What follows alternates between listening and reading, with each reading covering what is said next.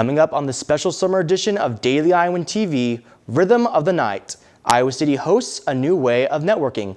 And later, the Iowa City Animal Shelter has been more popular than ever. We tell you more later on. All that and more coming up, so don't go anywhere. Daily Iowan TV starts now.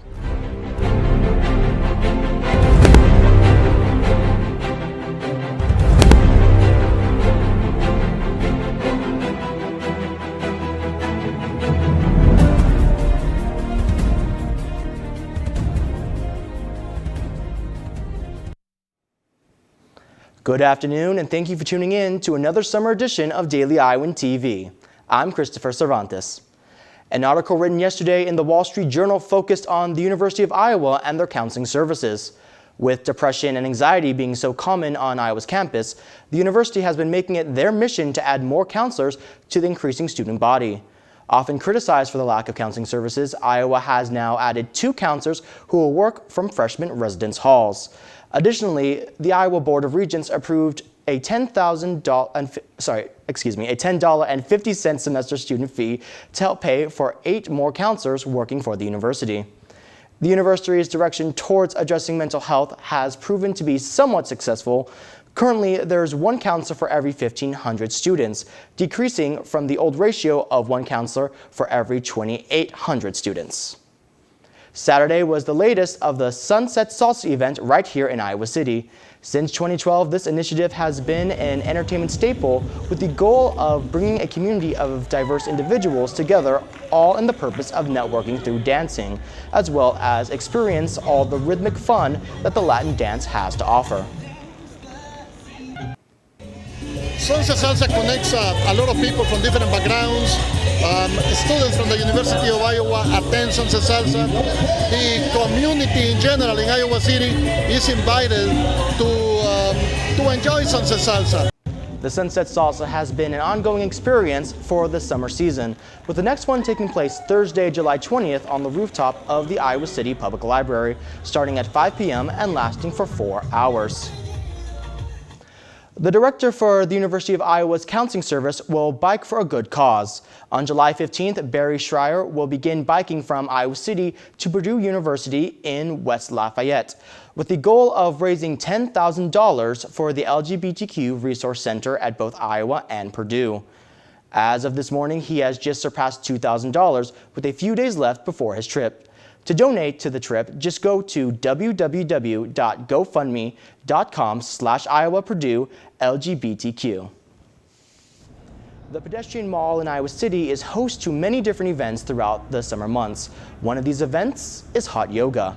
Once a month, instructors teach a yoga class in Blackhawk Mini Park. The classes are taught by instructors from Hot House Yoga of Iowa City. The events are free to the public, and both the instructors and the attendees have their own reasons for why they love it. Yoga, it's a practice for yourself. It's unique to each and every individual. I like yoga because it's a calming thing. It stretches my body, but it also relaxes me. So I'm a teacher, so when I'm done teaching, sometimes we build up a lot of stress, and it's nice to have a place to come and relax. The next opportunity for outdoor yoga will be on August 6th in the Blackhawk Mini Park. Iowa City's Prairie Lights is bringing the burn back to Iowa City. Prairie Lights will host Senator Bernie Sanders August 31st as part of his new book tour. The last time Bernie was brought in was in 2015 before he was declared as a candidate for the United States presidency. Previously, the center attracted only a comfortable, if small, crowd of supporters.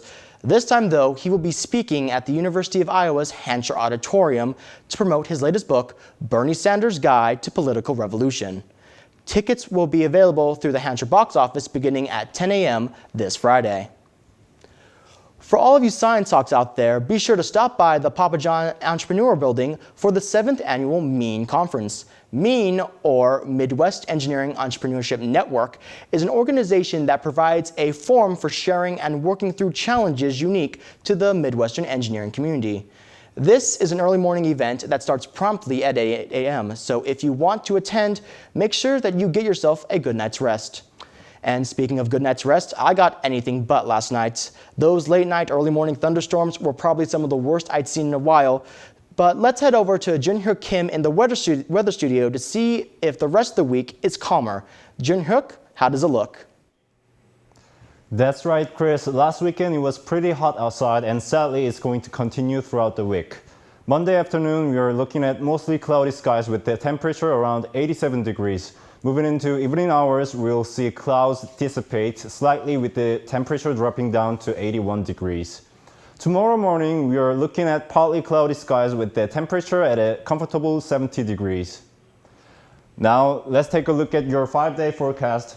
Wednesday, we are looking at partly cloudy skies with a high of 95 and a low of 73. Thursday, we have some thunderstorms rolling in with the temperature reaching 86 and a low of 69.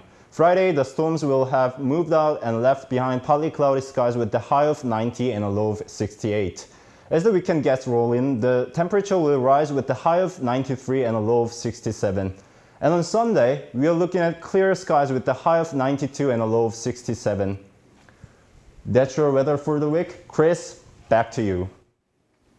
Thank you, Junhyuk. NASA's spacecraft Juno is expected to fly over Jupiter's red spot today, with a University of Iowa device helping record the data. The device, built by UI space researcher Bill Kurth, will measure the area's radio and plasma waves when going through its electrical current.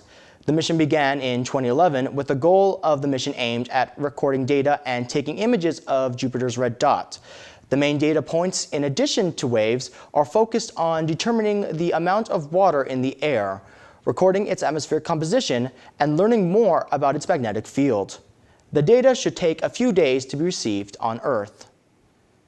Iowa students and Iowa City residents are most familiar with Petland and Petco, but there's another location to get pets in town, which is quickly gaining popularity. Ethan Gutstein has the story. The Iowa City Animal Care and Adoption Center has been part of Iowa City's history since the 1940s.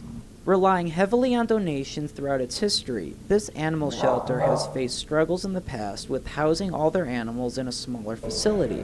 Until new policy changes and community involvement occurred in the early 1990s, animals were euthanized almost daily due to lack of space. Now the shelter supervisor, Liz Ford, ensures no animals have been euthanized since then, and that current progress in the shelter can be traced to one vital reason. If I had to pick one answer to that question, I would say it's community support. Because when you have people in your community that are willing to come in and be a volunteer in your facility and work for free, especially the dirty jobs, or you have people who are willing to donate money to you so you can, expand, and those are powerful things, and those are things that we have really hold very close to our heart. While this may seem like an average animal shelter, what separates this animal shelter from the rest is the amazing volunteers.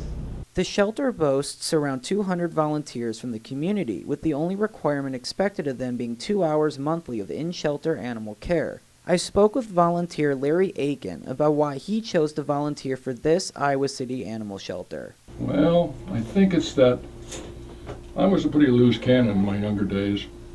There's nothing that much I didn't do.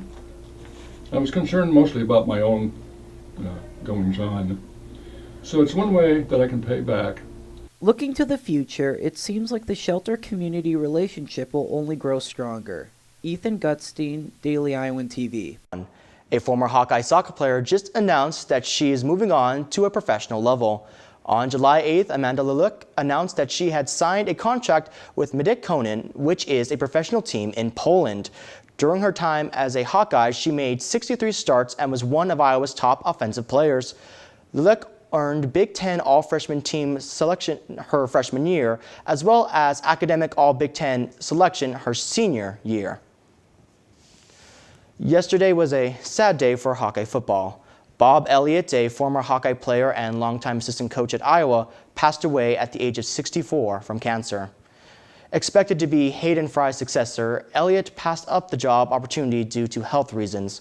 He spent 38 seasons coaching college football with 9 different programs, but his longest tenure was more than a decade at Iowa.